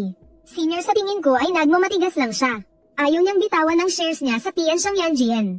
Dahil iyon ang lugar na pinakagusto ng mga binatang mayaman na tulad niya. Siya ang shareholder ng lugar na iyon ngayon. Paanong magagawa niyang isuko ang negosyong ito? Sarkastikong sinabi ni Du Chenchen. Labis siyang naawa sa babaeng ipinagbibili na nakita niya kanina. Kaya para kay Li Wei na nagmamay-ari ng ganitong karumi at masamang lugar, mas lalo siyang nasusuklam sa kapitalistang ito. Kahit na iyan ay negosyong iniwan sa iyo ng iyong ama. Pero para matubos ang kasalanan ng ama mo at para mapabagsak ang punong ministro, hindi mo ba dapat iyan isuko? Tama, Ginoong Lee, kahit walang ebidensya. Sapat na ang pagtestigo mo bilang kilalang may-ari ng Tianxiang Yanjian para mapabagsak si Gang Sanwen. Ang kaso lang ay tiyak na kukumpistahin ang mga share mo. At baka madamay ka pa dahil sa dating pagkakasangkot ng iyong ama sa mga ilegal na gawain ng punong ministro. Pinunan ni Li Wei sa kanyang isip ang hindi nasabing salita. Huwag na hindi sa tingin ko ay palaging kikilos laban sa akin ang punong ministro. At saka ang mga share ng Tianxiang Yanjian na hawak ng aking ama ay ganap na makatwiran at legal. Noong maliit na lugar pa lang ang Tianxiang Yanjian, namuhunan na rito ang aking ama. Habang ito'y lumalago at lumalaki, doon lang naging napakataas ng halaga ng share na ito. Hindi ko hahayaang mawala sa aking mga kamay ang pamumuhunan na ito na kanyang pinaka-pinagmamalaki. Mariin sinabi ni Li Wei. Isa kang gahamang kasabuat ng kasamaan. Mas mahalaga sa iyo ang pera kaysa sa buhay. Palakas na isinigaw ni Du Chenchen. Uncle Shu, ihatid mo na sila sa labas, malamig na sabi ni Li Wei. Kuya, hulihin natin siya. Sa sandaling ito ang tanging nasa puso ni Du Chenchen ay galit kay Li Wei at sa buong mansyon. Dahil para sa kanya ay magkakakutsaba sila sa kasamaan. Siya may wala namang ginagawang labag sa batas si kapatid na Li. Hindi tayo pwedeng kumilos na parang mga bandido at basta nalang dumakip ng tao, halika na. Hinayla ni Zuo Fengon si Du Chenchen paalis ng mansyon ng mga Li. Pinagmasdan ni Li Wei ang likod ng magkapatid sa pagsasanay habang malalim ang iniisip. Alam ni Li Wei na may isang uri ng tao sa mundong ito, na kailangang ipaalam sa lahat na sila ay kakampi ng katarungan. Ang timangan sa puso ng mga taong ito ay hindi naman talaga ganap na patas. Kaya lang nilang lagyan ng tatak ng katarungan ang anumang bagay na gusto nilang gawin. Sa katagalan pati ang kanilang mga sarili ay naloloko na nila. Ganyang uri ng tao si Zuo Fengon. Hindi siya kumilos laban sa akin dahil lang hindi siya sigurado sa taong iyon kanina. Kung nakaalis na ba ang nakatatandang dumaan at kung ano ang saloobin nito. At kung may kaugnayan ba ito kay Li Wei, ang bangkay ng asasin. Inutusan ni Li Wei si Xiao Shuing na kontakin ang mansyon ng prinsesa para asikasuhin ito. Kung si Li Wei mismo ang mag-aasikaso nito, kailangan pa niyang mag-report sa mga opisyal dumaan sa proseso at magbigay ng testimonya. Masyadong abala. Samantalang ang mansyon ni Prinsesa Yuzhen ay may sariling Yuzhen guards. Sa isang banda, maaari silang makialam sa mga usaping panseguridad ng kabisera. Sa ganitong sitwasyon, hindi na kailangan pang humingi ng pahintulot ng mansyon ng prinsesa sa Longwei at sa Wucheng Bingmasi. Maaari na nilang ayusin ito ng malinis. Tungkol naman sa kung malalaman ba ng Crown Prince ang relasyon ng pamilya Li at ng mansyon ng prinsesa, hindi na kailangang pag-alala pa. Dahil malapit ng may lathala ang Dali Weekly. Sa oras na iyon, tiyak na matutuklasan ng mga tao ang relasyon ng pamilya Li na may-ari ng Wenwaiga at ng mansyon ng prinsesa. Kaya hindi na rin kailangang itago pa. Gabi sa silid tulugan ni Li Wei. Inihanda ni Xiao Shuing ang herbal bath at tinawag si Li Wei. Masunuring naghubad si Li Wei at pumasok sa batya. Kapag nasaktan ka, sumigaw ka lang, sinelyuhan ko ang enerhiya sa kwartong ito. Hindi maririnig sa labas ang boses mo. Sige po, Tita Ying. Tumayo si Li Wei para hayaan si Xiao Shuing na mag-iniksyon ng karayom. Ang pamamaraan ni Xiao Shuing ay ganoon pa rin kabilis at katumpak. Hindi nagtagal matapos muling ilubog si Li Wei sa likidong gamot. Ang mga lugar kung saan nakatusok ang mga karayom na pilak ay nagsimulang humapdi na parang pinapaso. Hindi sa mahina ang determinasyon ni Li Wei, ang pakiramdam na iyon ay parang sinusunog ng apoy ang iyong mga daliri. Naawa rin si Xiao Shuing na makita siyang nahihirapan. Hindi niya alam kung bakit pero mayroon siyang natural na pagmamahal ng isang ina para kay Li Wei. Kung si Li Wei ang tatanungin, sasabihin niyang iyon ay dahil sa naguumapaw niyang pagmamahal bilang ina. Nasa edad na rin siya para maging isang ina. Nagkataon lang na nakilala niya si Li Wei na isang talentado at may kakayahan. Isang binata na ang itsura ay talagang tumatak sa kanyang puso. Kaya't hindi niya namamalayan na inaalagaan na niya ito na parang sariling anak. Natigilan si Li Wei nang makita ang nag-aalalang ekspresyon sa mukha niya. Siguro kung may kaunting pampasigla ay may lilihis ko ang aking atensyon. Anong pampasigla? Tinitigan ni Xiao Shuing ang mukha ni Li Wei na pilit pinapanatiling normal ang ekspresyon. Nag-aalalang tanong niya, kapag sinabi ko, Tita Ying, huwag mo akong sasaktan. Sige, inilapit ni Xiao Shuing ang kanyang ulo kay Li Wei. Natila nakikinig, sinabi ni Li Wei ang kanyang hiling sa pinakamagalang na paraan. Namula ang mukha ni Xiao Shuing at ilang beses na nagbago ang kanyang ekspresyon. Pagkatapos ay tumayo siya at akmang hindi na siya papansinin. Ngunit nang makita niyang napapangiwi sa sakit ang binata, hindi niya rin natiis. Kahit na para sa ikabubuti niya ang acupuncture at medicinal bath na ito, siya pa rin ang nagmungkahi. Masyado namang mali na ako ang nagsimula nito tapos pababayaan ko na lang siya. Hindi niya rin inakala na ang sikretong pamamaraan na ito na nakita niya sa isang lumang libro ay may ganito kalakas na side effect. Matapos mag-alinlangan sandali, yumuko pa rin siya palapit kay Li Wei. Bawal habarin ang damit, bawal gamitin ang kamay. Mag-ingat ka baka matamaan mo ang mga karayom na pilak. Natigilan si Li Wei at napaisip. Kung ganoon, hindi ba't lalawayin lang kita? Hay nako, kalimutan mo na, kailangang dahan-dahan lang. Kung mayroong pagkakataon, dapat pa rin kunin. Mula sa loob ng silid, maririnig ang tunog ng paghalo ng likidong gamot sa tubig. At ang mga pigil na paghinga. Tumingala si Xiao Shuing sa bubong, magulo ang kanyang isipan. Araw bago, kada recharge ay may karagdagang puntos, pwedeng mag-withdraw ang kaibigan. Gusto niya sanang isara ang kanyang kamalayan ngunit sa huli, ayaw na niyang lukuhin ang kanyang sarili. Kahit pa may damit, isa pa rin itong karanasang hindi niya pa nararanasan. Medyo nataranta siya dito, pero pagkaraan ng ilang sandali, Tulan Fu Gangfa tila nakahanap siya ng angkop na pahiwatig sa isipan. Tulan Fu Gangfa mag-cultivate ng kaunting pagnanasa ang pag-cultivate ng Gangfa Xiao Dianjiang ay may 20% diskwento. Tulan Fu Gangfa isang mapagmahal na aura ang lumabas mula sa kanya. Sa susunod ang mga puntos na kailangan para sa bawat pag-angat ay tataas ng 10 beses.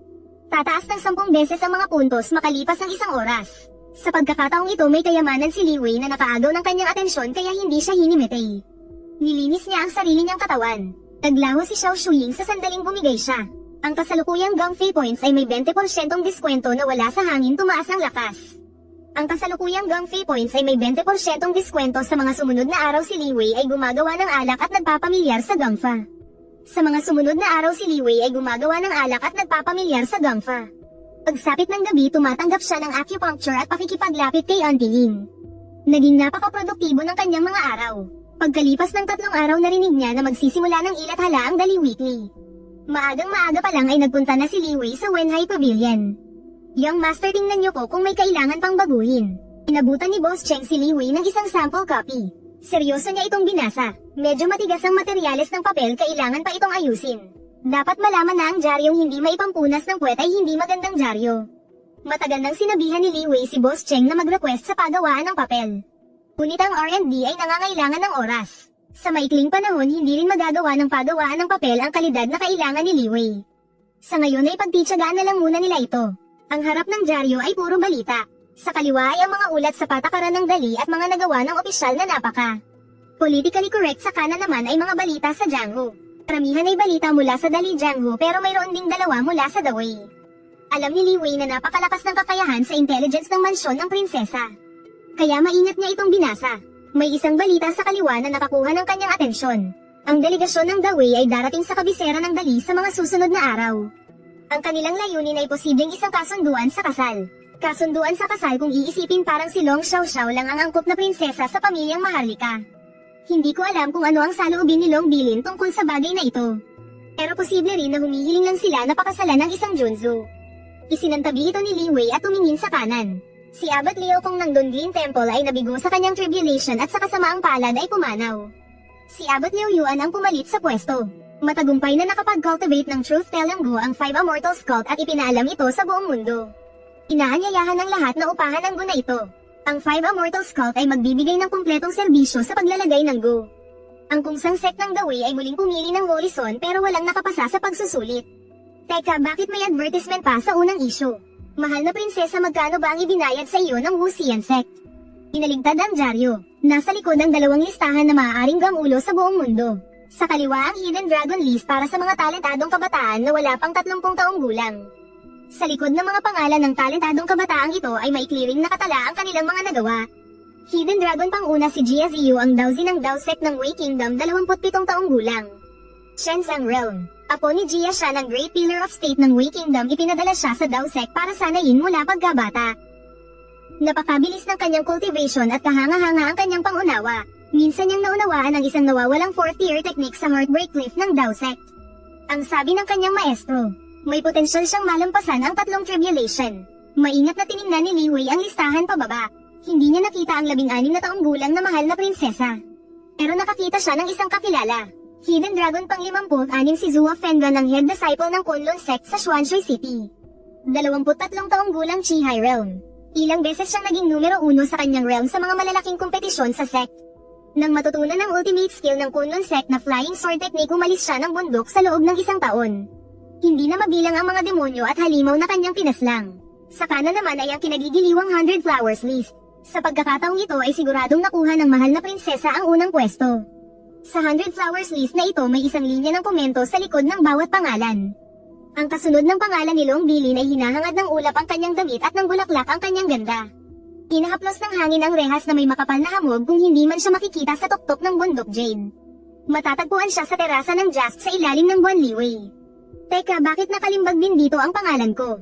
Tumingin si Li Wei sa ibaba, at nakita niyang sa likod ng mga komento ay nakalimbag din ang pangalan ng nagkomento. Mukhang hindi naman siya ang pakay. Sa bagay kung isa lang itong komento na walang pinagmulan. Hindi ba't wala itong anumang kredibilidad? Ngunit siya si Li Wei ay hindi naman sikat.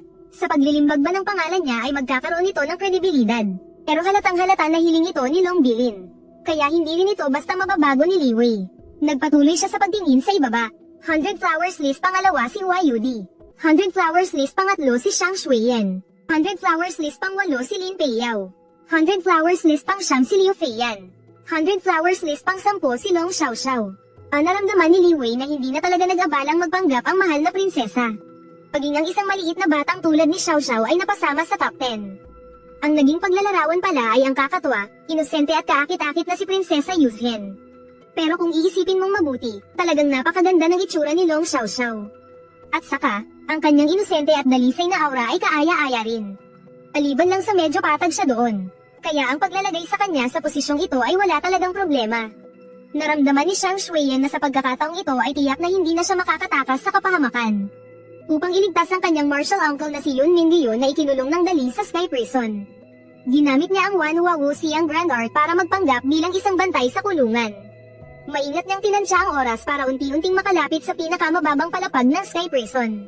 Ngunit hindi niya inaasahan kung kailan malapit na siyang magtagumpay. Si Yun Mingyu ay biglang tumangging sumama sa kanya palabas at nagsisigaw pa. Tinawag niya ang mga bantay. Naglakas loob siyang pumunta sa Sky Prison para magligtas ng tao. Dahil tiyak na may tiwala siya sa kanyang sarili na makakatakas ng ligtas. Bilang isang mahusay na cultivator ng Dangshu Realm, matapos pag-aralan ng kung sang secret art, kaya niyang gamitin ang karamihan sa kanyang true chi bilang kapalit para buksan ang kalawakan. At mag-teleport sa isang lokasyon ng beacon na itinakda niya ng maaga. Ngunit hindi niya inaasahan na ang Dangshu cultivator mula dali na namamahala sa Sky Prison ay si Yang Zuzi. Hindi kilala ang taong ito sa kanyang lakas sa pakikipaglaban. Ngunit mayroon siyang napakasamang kakayahan na guluhin ang kalawakan. Nakialam siya sa teleportation ni Shang Shuiyan. Dahilan para siya ay malubhang masugatan sa magulong kalawakan. Napilitan si Shang Shuiyan na lumabas mula sa kalawakan sa kalagitnaan. Nagtag siya sa silangang labas ng kabisera ng dali. Sa sandaling ito, masasabing lahat ng kanyang meridian ay putol-putol na. Kahit ang Wan Hua Wu Siang Grand Art ay hindi na niya mapanatili kaya lumitaw ang kanyang tunay na anyo. At tiyak na maglulunsad ang dali ng malawakang paghahanap sa kanya sa buong kabisera. Wala siyang kaalam-alam kung ano ang susunod na mangyayari. Linya ng paghihiwalay. Matapos suriin ni Li Wei ang dali weekly, sa tingin niya ay walang problema. Dahil ang mga bahagi na sa tingin niya ay may problema ay personal na pinagdesisyonan ng prinsesa. Kaya hindi na rin niya ito mababago. Isa pa, si Long Bilin ay wala sa Hidden Dragon List. At si Xiao Shuing naman ay wala sa 100 Flowers List. Ang listahang ito ay tiyak na may maraming pagkukulang. Pero sa simula pa lang, imposibleng maging perpekto ang listahang ito. Ang layunin lang naman ito ay para gumawa ng ingay. Kaya iwinagayway na ni Li Wei ang kanyang kamay at hinayaan silang ipamahagi ito. Nagplano siyang bumalik para ipagpatuloy ang pagkalikot sa kanyang distillation device. Pagdating sa tarangkahan ng Li Mansion, biglang nagpadala ng voice transmission si Xiao Shuing. May isang taong malubhang nasugatan sa eskinita sa kaliwa. Nagatubili sandali si Li Wei ngunit nagpa siya pa ring tingnan ito. Baka mamatay pa sa tabi ng bahay niya at walang makakita hanggang sa uurin. Nakakadiri pa naman iyon. Pagpasok sa makitid na eskinita, may amoy-amag sa lugar. At ilang hakbang pa lang sa loob ay hinaranggan na ito ng tambak ng mga sirang tiklis na kawayan. Nakita ni Lee ang isang babaeng suot ay puting parang niebe na nakasandal sa mga tiklis. Sa madilim na liwanag ay hindi gaanong maaninag ang kanyang mukha. Isang pares ng mga matang kumikinang na parang tubig ang nakatingin sa kanya. Ang paningin ng isang tungmay martial artist ay mabilis na nasanay sa madilim na paligid. Dahan-daang naaninag ni Li Wei ang itsura ng babae. Sa bundok ng Gush ay may nakatirang isang diwata na ang balat ay parang yelo at niebe. Mahinhin na parang isang dalaga iyon ang unang impresyon ni Li Wei sa kanya. Ngunit ang isang napakagandang dalaga na tulad niya ay kaawa-awa ang kalagayan ngayon. Hindi lang marumi ang kanyang damit, may malaki rin itong mantsa ng dugo. Nakasentro ito sa kanyang dibdib at halatang isinuka niya ang mga iyon. Nakita ni Shang Xueyan ang pagkahumaling sa mukha ng binatang pumasok. Nakaramdam siya ng kaba. Alam niya kung gaano siya kaganda. Unang yugto ng tungmay. Siyempre hindi siya aasa sa swerte. Unang yugto ng tungmay. Kahit nawasak ang lahat ng kanyang meridian at hindi niya magamit ang kanyang tunay na enerhiya. Gamit ang natitira niyang pisikal na lakas.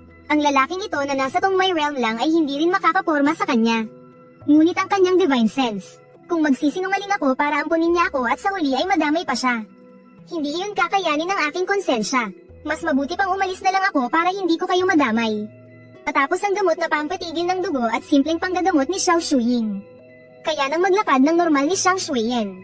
Nang makitang paalis na siya sa mansyon ng mga Li ay agad siyang pinigilan ni Li Wei. Binibining yan, siguradong hinahanap ka sa labas ngayon. Nanatili ka muna dito sa mansyon ko at pagkatapos ay mag-isip tayo ng paraan para makalabas ka ng lungsod.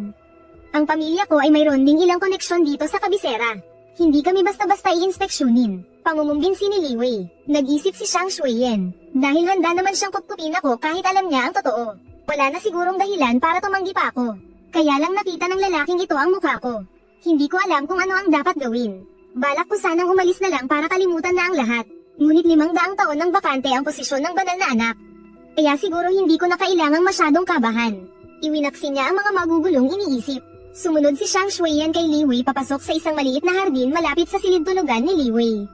Napakaliit ng hardin na ito at mayroon lamang isang silid. Sa kaliwa ng hardin ay may kumpol ng kawayan at sa kanan naman ay isang halamanan. May ilang kawayan na tumubo at tumago sa daan ng bato patungo sa halamanan. Tumusok mula sa hardin. Puno rin ng mga damo ang hardin.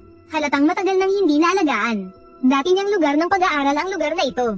Sa loob ay may isang kama. Walang problema kung lilinisin ito para makapagpagaling si Binibining yan. At saka napakatago ng lokasyon ng bakuran na ito sa kanan ay ang silid tulugan ni Li Wei.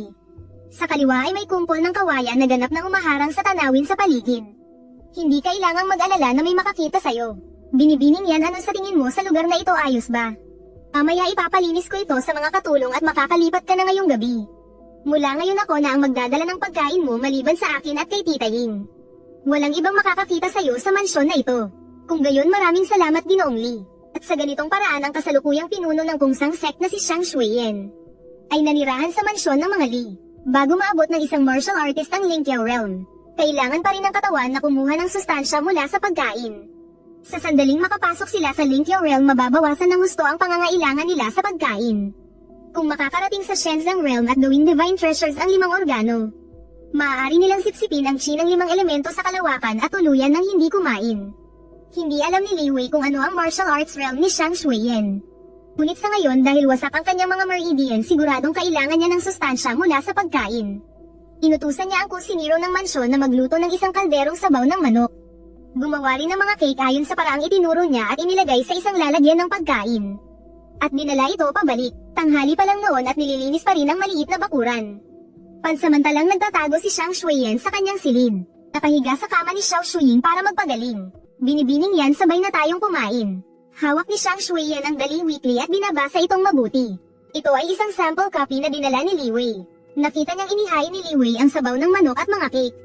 Saka lang niya naalala na tila nawala na ang lahat ng kanyang kapangyarihan. Hindi na siya isang tunay na diwata na hindi nangangailangan ng pagkain. Pero hindi rin siya masyadong nahirapan dito. Tinanggap na lang niya na naging mortal siyang muli. Ang katotohanan kailangan niyang kumain, uminom at damumi. Dahil nangyari na ang nangyari, mas mabuting kumain na muna. Sa sandaling ito, si Xiao Shuying na sandaling nawala ay muling lumitaw sa silid. Kalalabas ko lang para magtanong-tanong. Kaninang umaga ay may naganap ng prison break sa Sky Prison. Ang pangunahing salarin ay tila isang lalaki na may lakas na kasing level ng Dangshu at hindi alam ang pinagmulan. Pagpasok pa lang niya sa Sky Prison ay natuklasan na siya ni Taoist Master Yang Zuzi. Agad siyang tumakas kaya hindi niya nalaman kung sino ang target nito. Hindi ginamit ni Xiao Shuying ang sound transmission at direkta itong sinabi. Kaya narinig din ito ni Xiang Shuiyan. Kasabay nito ay nagpadala siya ng sound transmission kay Li Wei. Ito ang impormasyong nakuha ko mula kay Xiao Dai. Ito mismo ang orihinal na ulat na galing sa celestial na piitan. Si Xiao Dai ay ipinadala ni Long Bilin dito para maging tagapaghatid ng mensahe. Karaniwan siyang namumuhay na parang isang tagapagsilbi ng pamilya Li. Pero sa katotohanan ay miyembro siya ng Yuuzhan Guard. Binibining yan kasama ka ba ng Dangshu Master na iyon sa paglusob sa piitan? Tanong ni Li Wei habang nakatingin kay Xiang Shuiyan na umiinom ng sabaw ng manok. Sa sandaling iyon mabilis ding nag-iisip si Xiang Shuiyan. Naisip na niya noon pa na baka kailangan na niyang sabihin ang tunay niyang pagkatao kina Li Wei. Dahil noong una ay hindi niya binalak na manatili para magpagaling ng sugat. Siya na mismo ang nagsabi kay Li Wei na sangkot siya sa paglusob sa piitan. Kaya kapag nalaman ni Li Wei na ang target sa piitan ngayong gabi ay si Grand Uncle Master Yun Mingayo ng Kungsang Sect, siguradong mabubunyag na rin ang kanyang pagkatao. Maganda makapangyarihan at may koneksyon sa Kungsang Sect. Bukod sa kanya sino pa ba kundi si Xiang Shuiyan. Pero mukhang hindi naman ipinagkalat ni Yang Zuzi ang nangyari. Kahit na ginamit ni Xiang Shuiyan ang Wanwawu siyang Grand Art para magpanggap na bantay ng piitan. At hindi ipinakita ang kanyang tunay na anyo. Siguradong mahuhulaan pa rin ni Yang Zuzi ang kanyang pagkatao. Pero sa huli hindi iniulat ni Yang Zuzi ang insidente. Tinago pa niya na ang taong sinasagip niya ay si Yun Mingayo. Madali lang itong intindihin. Nakapasok na si Xiang Shuiyan hanggang sa pinakailalim na palapag ng celestial na piitan sa ilalim ng pamamahala ni Yang Zuzi. Ang matuklasan lang na may lumulusob sa piitan ay isa ng malaking kapabayaan. Tapos hinayaan pa niyang makatakas ang isang mahalagang tao tulad ni Xiang Shuiyan. Dahil sa kasikatan ni Xiang Shuiyan kung iuulat niya ang totoo, alamang sa loob lang ng isang araw ay kakalat na ito sa buong mundo. Kaya nagsinungaling na lang si Yang Zuzi na natuklasan niya agad ang kalaban pagkapasok pa lang nito sa celestial na piitan. At pagkatapos ay agad itong tumakas. Ito ang pinakaligtas na ulat sa trabaho. Isang saglit lang ay naunawaan na ni Xiang Shuiyan ang lahat ng ito. At napagtanto niyang ligtas pa ang kanyang lihim na pagkatao. Galing kami sa Gishu Dongtian. Naparito kami para iligtas ang aking Uncle Master. Gishu Dongtian hindi ko pa iyon narinig. Hinalungkat ito ni Li Wei sa kanyang isipan. Kinumpirmang hindi pa niya nakita ang sektang ito. Kami ay isang lihim na sekta mula sa ibayong dagat kaya normal lang na hindi mo pa kami naririnig. Sabi ni Xiang Shuiyan nang hindi namumula o kinakabahan. Sa pagkakataong ito ang aking guro ang namuno at kami ang nagsilbing suporta sa labas. Hindi namin inaasahan na pagkapasok pa lang ng guro sa celestial na piitan ay natuklasan na siya agad. Napaligiran din kami. Ginamit ko ang isang lihim na pamamaraan at pilit kong inubos ang aking lakas para lang makatakas. Pero dahil doon nasira ang lahat ng daluyan ng enerhiya sa katawan ko. Siyempre kasinungalingan ang mga sinabi ni Xiang Shuiyan dahil babae ang kanyang guro. At mahigit 10 taon na siyang patay. Bahagyang nagduda si Li Wei pero si Yan Zuxiang ay nasa ibang bansa. Kaya normal lang na itago niya ang kanyang pinagmulan. Kung pipilitin pa niyang alamin ang lahat para siyang walang pakiramdam. Inibining yan bakit nasa kulungan ng imperyo ng dali ang iyong tiyo. Biglang nagtanong si Xiao Shuiying na kanina patahimik. Nakita niyang tila may gusto si Li Wei kay Yan Zuxiang. Kaya nagpa siya siyang tulungan itong iligtas ang dalaga. Pero kailangan niyang tiyakin na hindi ito makakasama sa dali. O sa madaling salita sa interes ni Long Bilin. Kaya kailangan pa rin linawin ang mga mahalagang detalye. Kailangang makapagbigay ni Yan Zuxiang ng isang makatwirang paliwanag. 40 taon na ang nakalipas nagpadala siya sa bugso ng damdamin para sa kanyang kapatid. At nagpumilit na sumali sa pag-aagawan para sa trono ng dali. Ang kinalabasan ng kanyang sinumpaang kapatid, na pangalawang kapatid ng kasalukuyang emperador ng dali ay natalo. Mula noon naging bilanggo na siya. Siya sana ang tagapagmana ng aming sekta at may isang pamamaraan na siya lang ang nakakaalam. Kung mananatili siyang nakakulong sa kulungan ng dali, ang pamamaraang iyon ay mawawala na. Sa pagkakataong ito totoo lahat ng sinabi ni Xiang Shuiyan. Kung hindi lang dahil sa pamamaraang iyon. Hindi niya gugustuhin iligtas ang lintik na tiyong iyon. Isang taga-daway na pumunta sa kaharian ng Li para suportahan ang isang kapatid sa trono. Natalo nang aayaw pang sumuko. Dahil sa kanya naputol pa ang pamana ng sekta. Ngayong lumakas na ang kanyang cultivation. At sigurado siyang kaya nang gumamit ng space teleportation kaya siya pumunta para iligtas ito. Hindi niya inasahan na hindi makikipagtulungan si Yun Mingayo sa kritikal na sandali. Muntik na siyang mapahamak at mamatay. Ngayon si Xiang Shuiyan sa taong ito na hindi pa niya nakikita dati. Sa unang pagkikita pa lang ay binigyan na siya ng malaking problema kaya puno siya ng sama ng loob sa tiyong ito. Naglakas loob siyang sabihin ang katotohanan. Dahil alam niya na ang kasaysayang ito ng pag-aagawan sa trono 40 taon na ang nakalipas. Sa dali marahil ay ang emperador lang mismo at ilang tapat na lingkod tulad ni Yang Zuzi ang nakakaalam.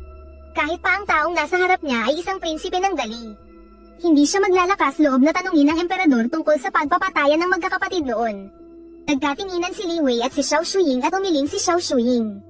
Ibig sabihin hindi rin alam ng mansyon ng prinsesa ang tungkol sa nakaraang ito. Binibining yan ibig sabihin ang dahilan kung bakit kayo pumunta sa Dali para lusubin ang kulungan.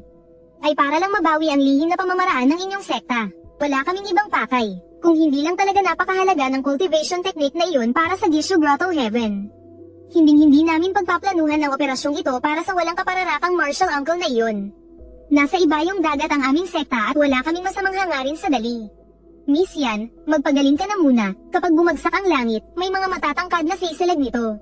Ang mga ganitong bagay ay dapat akuin ng isang dakilang Damshu cultivator na tulad ng iyong master. Hindi mo kailangang bigyan ng sobrang pressure ang iyong sarili. Bahagyang tumango si Xiang Shuiyan ngunit mapait siyang napangiti sa kanyang isip.